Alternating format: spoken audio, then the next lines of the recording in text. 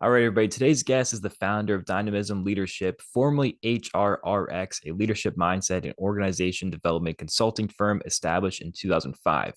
Jeannie's clients state that she has helped them enhance their relationships, both personally and professionally, with themselves and others to enhance connection, attract and retain top talent, and make massive products. Jeannie, thank you so much for being here. How are you? I'm doing well. How are you? I'm doing great. Thank you for being here. To start us off, can you give the audience a little bit of background of you?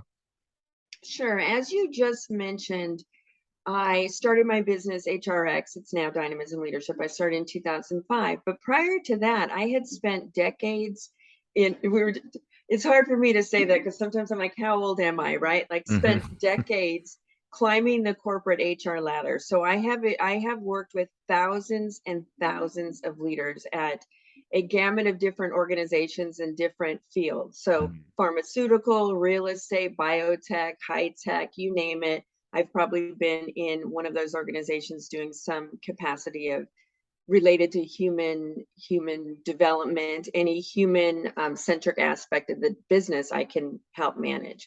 And so I climbed the ladder from HR clerk to VP of HR. And that is when I realized that maybe I need to go out on my own Hmm. because my values were compromised. So that's a whole nother story in itself. But that's why I started my own business in 2005. And now we're pushing 2 decades out here on my own. So it's that's really kind of my background. I was my undergrad, I moved from LA to San Diego to finish my undergrad degree.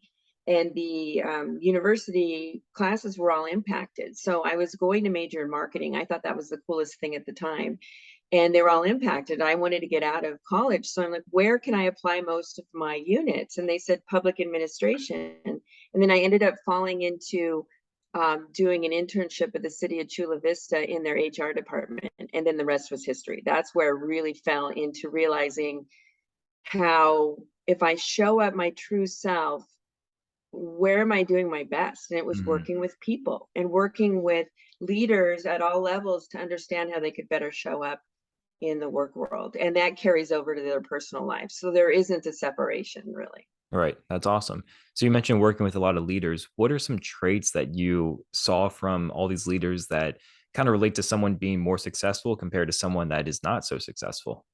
Yeah, that's a great question, and I actually wrote a chapter in a book called Success Codes, Mm. and my chapter focused on what I have personally experienced and what the clients that I've worked with.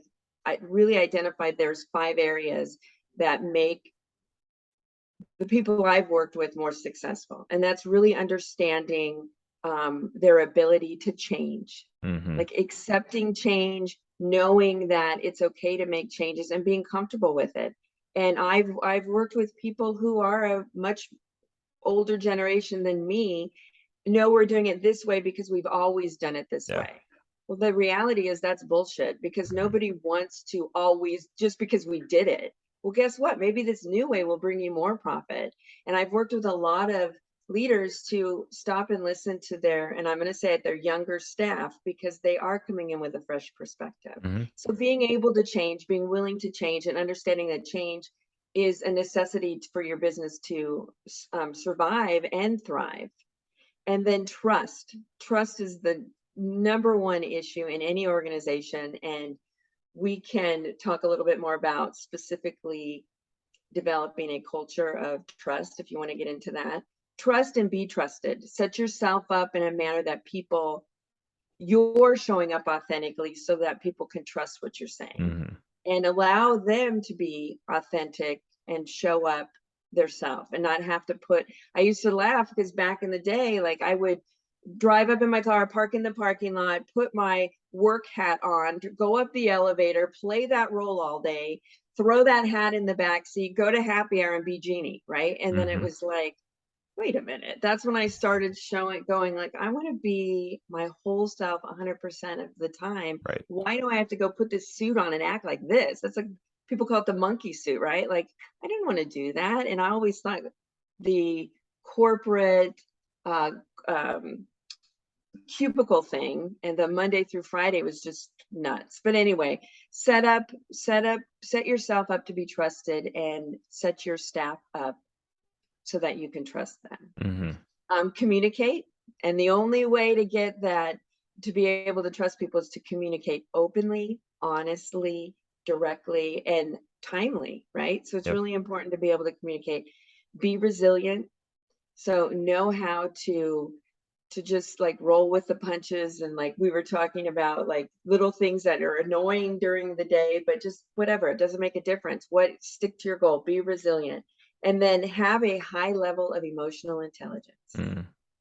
And that's really, those are the 5 things that I addressed in the success codes chapter I wrote, and truly believe that success is it's a personal feeling. It can be defined any way that the individual defines it. Yeah. So don't compare yourself to others. Really just compare yourself to who you were yesterday, or the last time you did that, whatever it was. Like I'm working with my son right now to get him a little bit more physically active. So I'm like, okay, well, if you did 12 minutes today, do 13 minutes tomorrow. Mm-hmm.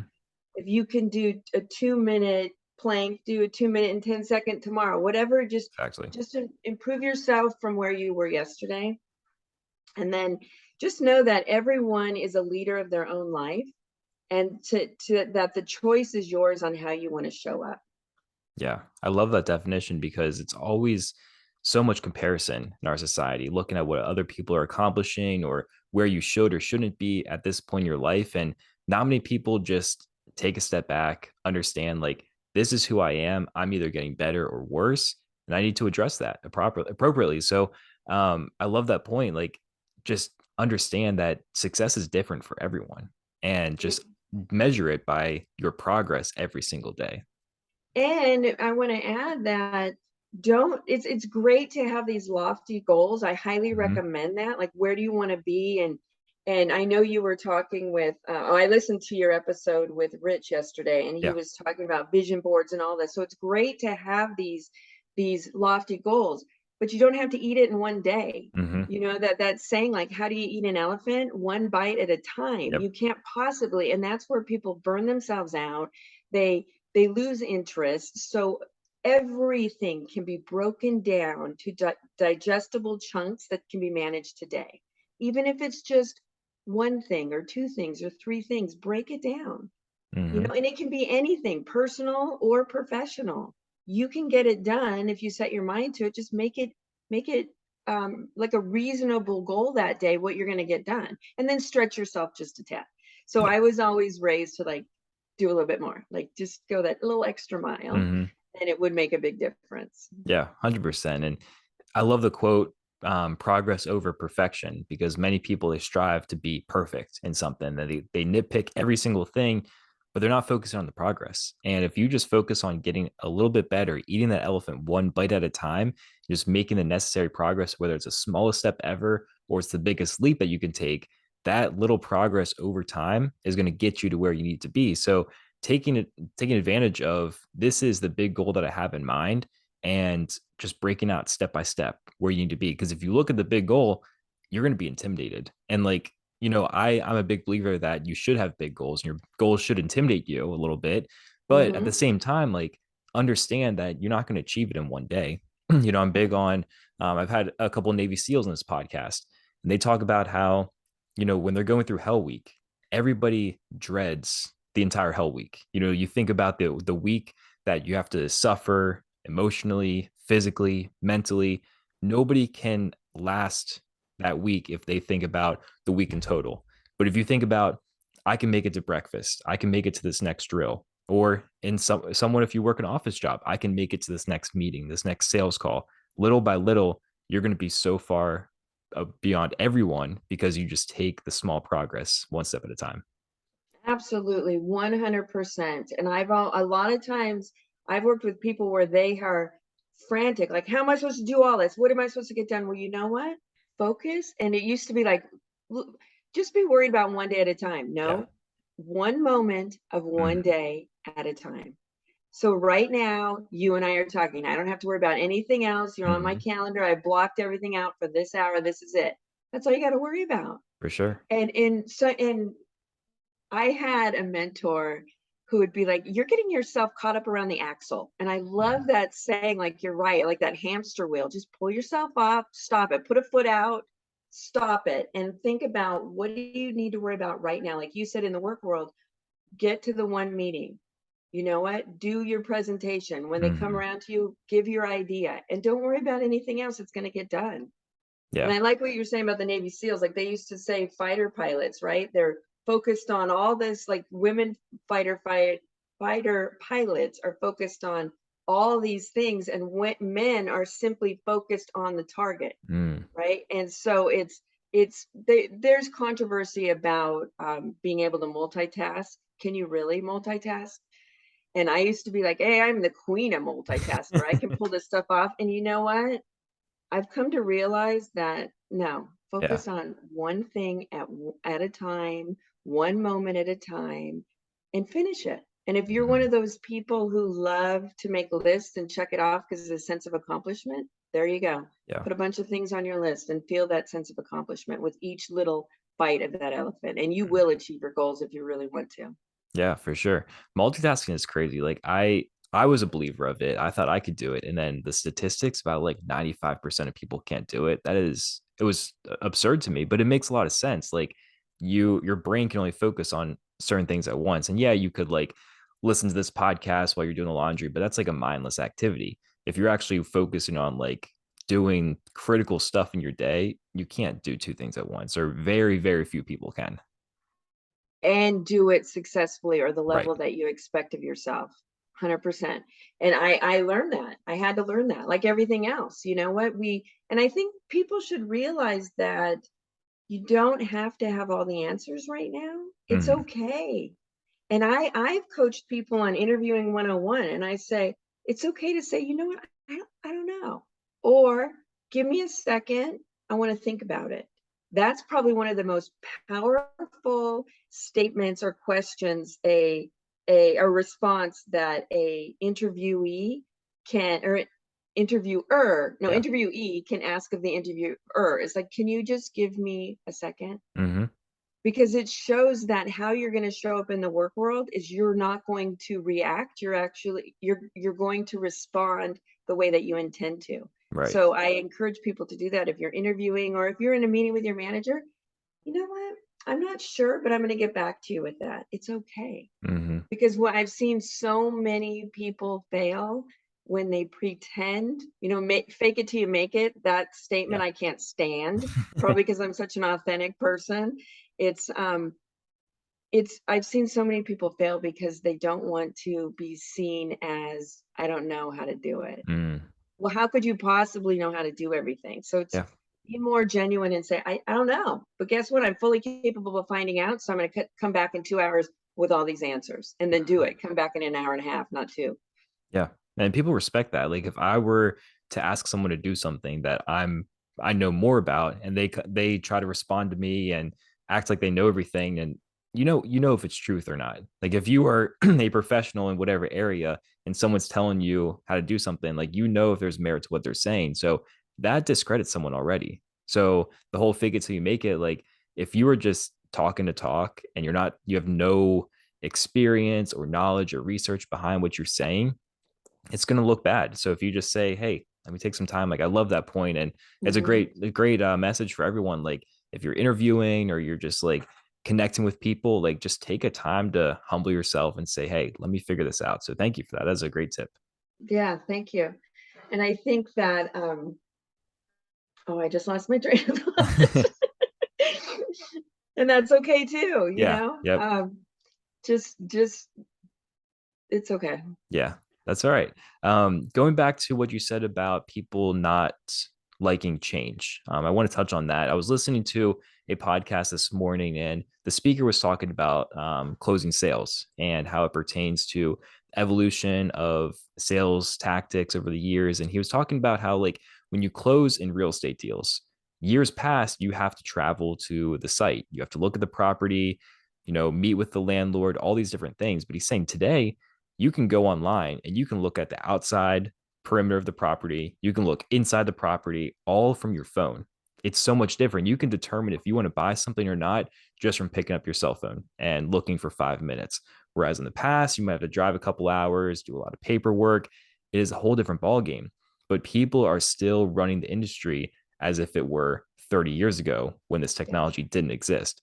And I thought that was such a good message. And it's very timely that you're saying this because the world around us is constantly changing. No matter what industry you are in, something is changing around you. And you have to accept the change or else you're going to be left behind. 100%. Absolutely. Yep. And that's so hard for some people because if they're so caught up in their work and doing what they're doing, they don't realize what's happening. Like Yeah. look at social media. And like you were just saying in the real estate market, everything's online. You can view it. I can be, I don't know, in another country and answer my Ring doorbell and Yep. tell the delivery guy to put it over the wall or call my neighbor and tell her, hey, the guy's there. Can you meet him to get the package? Like that was pretty cool. So we Mm-hmm. embrace some of the changes that we see that benefits us personally. But what about work Yeah. and realizing that take the time to build that in, like learn, like put X amount of hours a week or percentage of your time that you spend working to learning something new, Mm-hmm. understanding your market, what's your competitor doing, and how are you going to really stand out from them? And Yeah. it's keeping up with the changes. How do you normally deal with someone who is resistant to change? It's a whole lot of allowing them to understand, get the idea in their head and educate them, but have it be their idea that, oh yeah, I need to do this. Mm, So that's one of the trickiest parts of being a leadership coach is have them think it's their idea to change. So yeah. really educating them on the benefits.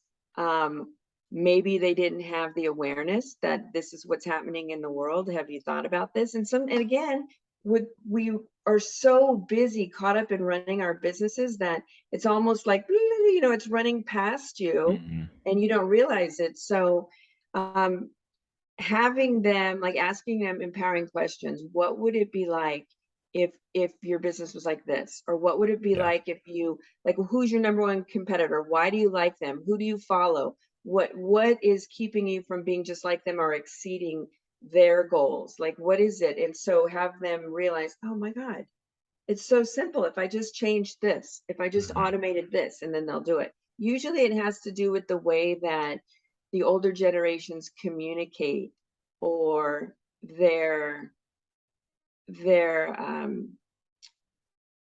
just how what they think about the younger generation. Yeah. And they're stuck in their mind like, oh, that's a generation that always got a trophy, a participation trophy. You've Mm-hmm. heard that, Yep. and people are sick of hearing that. Like it's just get over it.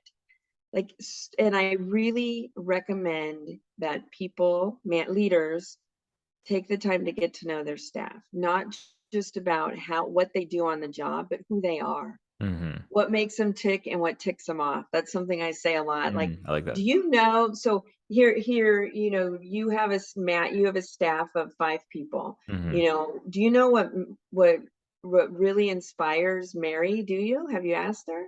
What Mm, about me too. what about you and your style pisses her off? Have you Mm-hmm. asked her? Like, why not? Yeah. And if you want to be a true, authentic leader, showing up where you're building an organization or a culture of people who want to stick around and really work harder for you in the company, you need to get to know them. You need to Mm-hmm. know that, oh, you know what? Jerry has a child who wakes up every night at midnight for he needs. So he's going to come in at 10 so he can get back to sleep at 1. Like, and then he's much more productive. It's little things like that that make a huge difference. And I'm going to talk about them, the older leaders who are like, no, everyone needs to be here at 8 to until 5. Why? Mm. And I guess that's it. I ask my clients, can I ask you just why you keep doing that? Why? Mm-hmm. And when they take a minute, oh, well, because we always did. No, that's Yeah. not really a good answer. Yeah. What would it look like if you did this or that? And they start seeing that and having that knowledge and then the awareness, and they decide that, you know what, I guess it's time for me to start making these changes. And then I coach them on these baby steps to get there. Mm-hmm. And sometimes they never they they they didn't even get to know. I remember this one director I had, he goes, I don't think my staff likes me. And I was like, as a matter of fact, your staff really likes you. They don't know you. Mm, They don't know you. So Monday morning when you come in, do this one thing different. And then come talk to me. Tell me how that yeah. felt. And then when they see the feeling and they see the change, and then they see people like looking them in the eye and smiling and asking, it really makes a difference. But again, baby steps. Hmm. Yeah, for sure. I think that the problem is that most people get stuck in their ways and everybody creates habits, whether they're good or they're bad.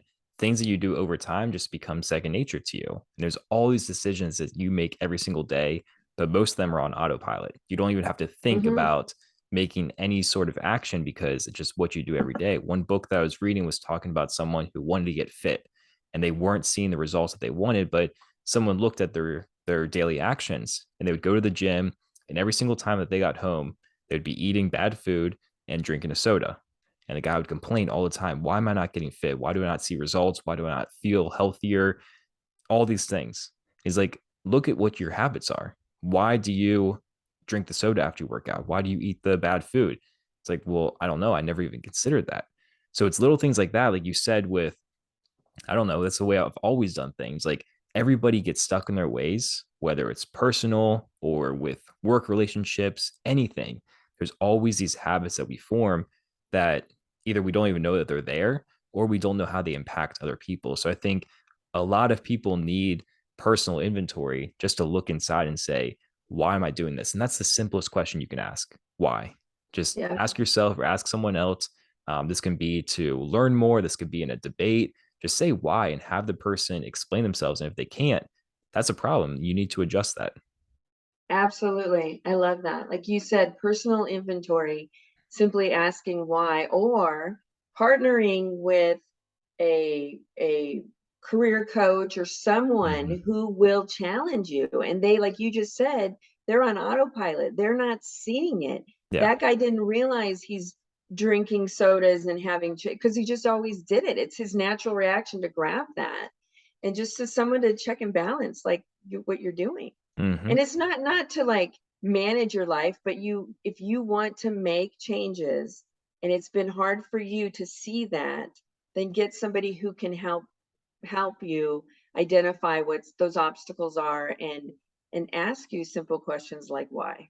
For sure. Absolutely. Yeah. And the best part is that can be, doesn't have to be a professional. That could be a friend, a family member, someone that just lives with you. Just say, hey, hold me accountable to these things because they're going to see you and you don't have to pay them anything. Yeah. Yeah. So Yeah. it's, I was just going to say an accountability partner is mm-hmm. huge, but you have to be the one to ask for it because the person, they're going to say, okay, what do you want me to hold you accountable for? Yeah. And this is what I need. This is what I need. So that's the other thing. Communicate your needs. So many people don't. Yeah. For And sure. then, and I always said, you just need to, I just want you to know one thing. People are not mind readers. Mm-hmm. Even just saying that, they're like, oh, you're right. But they should have known. Nope. You cannot assume they know. Like I Never. cut them off because that's always been the answer. People come back. They should have known. That employee should have known this. Mm-hmm. Why?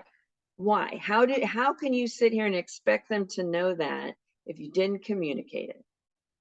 And you Absolutely. need to communicate in a way that they hear you, right? And Mm-hmm. everyone is different. And I Yeah. always say this, it's probably something I heard from my mom. You have two ears and one mouth for a reason. Listen twice as much as you talk Mm-hmm. and really listen and listen for what might not be being said, right? That's important too. Yeah. See the body language, listen to people or, see them, the whole of them. Mm-hmm. Yeah. I mean, most of our communication on a daily basis is nonverbal, and you can pick up a lot of cues from people just by looking at them, not even hearing what they're saying, but just looking at what they're conveying to you.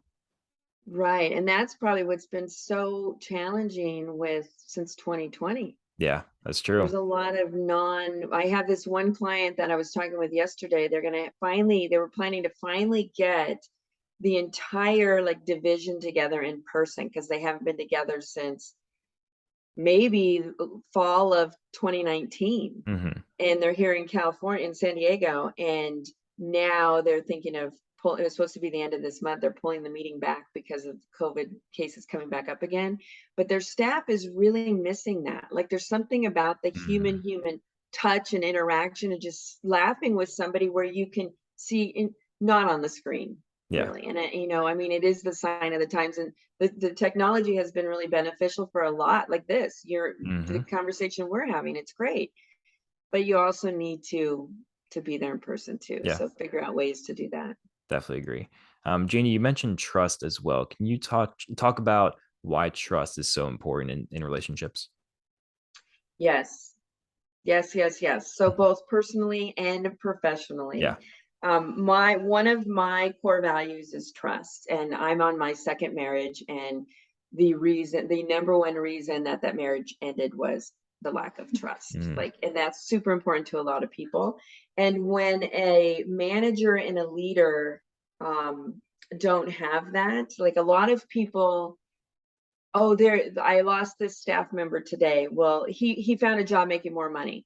I'm like, you know what? I got to tell you something. In all my years of HR, they tell you that's the reason they're leaving, but it's not. It's the hmm. direct relationship with you as the manager or lack of relationship. That is the number one reason why people leave. So they Hmm. leave anything, a marriage, anything. Your relationship with your gardener, right? If you can't trust that they're going to be here on time, Yeah. you're going to go find another person. So if you really want to build a relationship and a culture of trust in your organization or a relationship with your manager, I recommend that the leaders lead with integrity. Hmm. Always, always, always. You need to empower others. Make sure that people have the tools they need, that you as a leader are showing up as a coach, not necessarily a micromanager. Hmm. Let them know. I had this conversation with someone yesterday.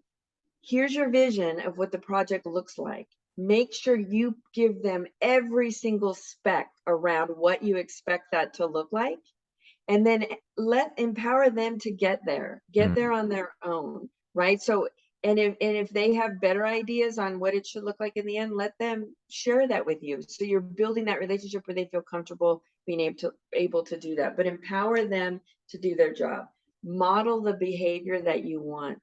You know how many managers that I've known who are don't do as I do as I say, that type Yeah. of thing. Well, that's ridiculous too, right? So you clearly have to, if you want to have a group of individuals who, um, for lack of a better term, behave a certain way, then you should be doing the same. Like, be Hmm. that role model.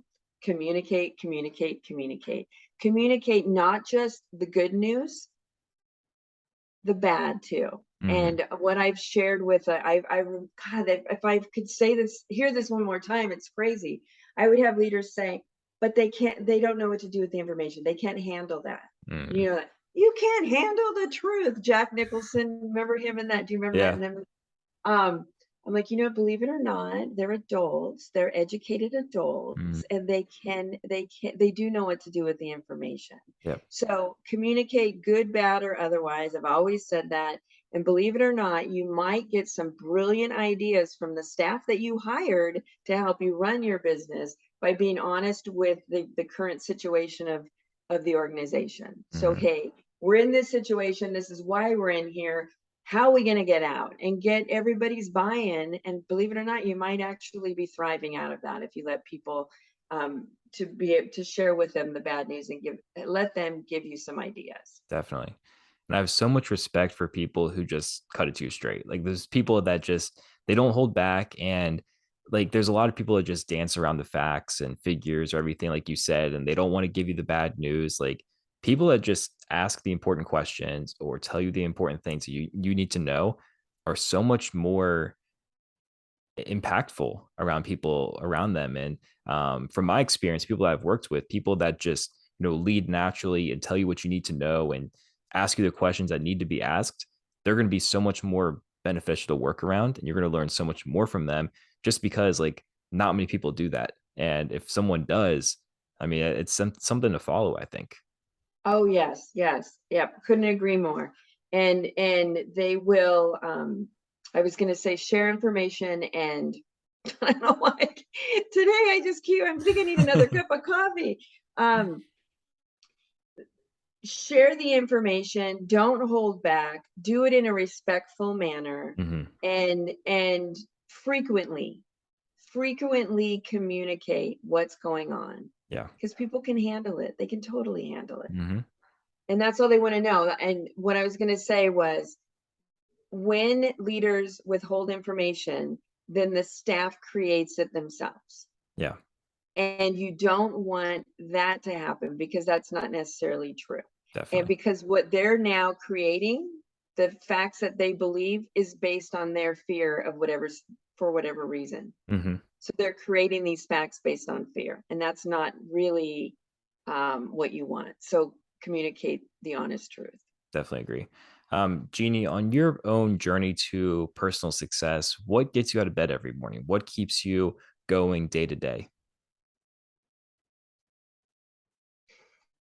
I love when my clients have an aha moment, and they're about to shift gears and change their life. Mm, And every day I touch base with someone in a different capacity. And what gets me up is making sure that I share what I've learned with others. And my life has been not necessarily easy. Like, some, maybe people see it as, whoa, she must have had an easy life. I've been through a thing or two in the work world and in my personal life, and it's made me who I am. I mean, it mhm, was also the way that I was raised by my mom, but it was also the experiences that I've been through has made me so resilient. And I have heard probably 15 different times or more, if anybody can do it, Jeannie can do it, right? So mhm. it's just, I used to wear that um, so proudly, and it's okay. I was going to say it's okay to not be able to handle everything as Yeah. well, you know. But what gets me up in the morning is just the being able to inspire others in Mhm, doing what I do and doing what I love in the way that I do it, is just, I can be me. mhm.